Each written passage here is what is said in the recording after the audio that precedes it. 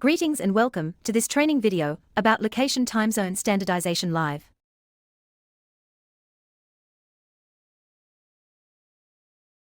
So one of the things that we have always been plagued by is time zones, because everybody lives in a time zone. If you didn't know this, congratulations, you now know you live in a time zone.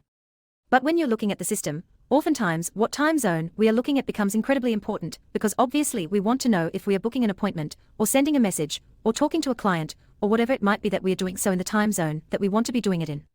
And so a lot of times what we've done in the past is we've basically set everything up to the location time zone, because in general, most people who work for a business obviously are going to either operate in that time zone, or do things relative to the time zone of the business, because it tends to connect with customers in its own time zone.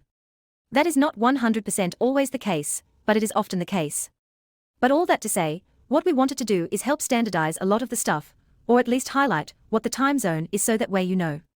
So let's go over these release notes together, and then we'll jump into the screenshots, so we talk about how we are standardizing these time zones to make your life a lot easier.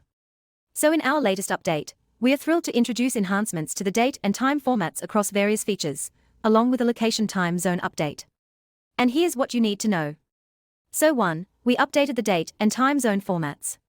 We've standardized the date and time formats across all contact areas, including opportunity fields and opportunity nodes. And this ensures consistency and clarity throughout the platform. You can see right here, the 5th of April, 2024, 8 a.m. IST.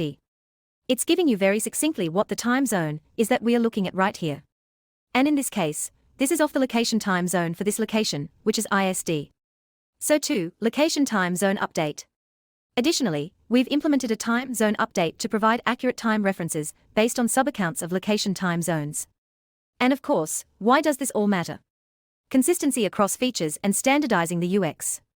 And if we jump into some other screenshots here, you can see, for example, I'm in the task list.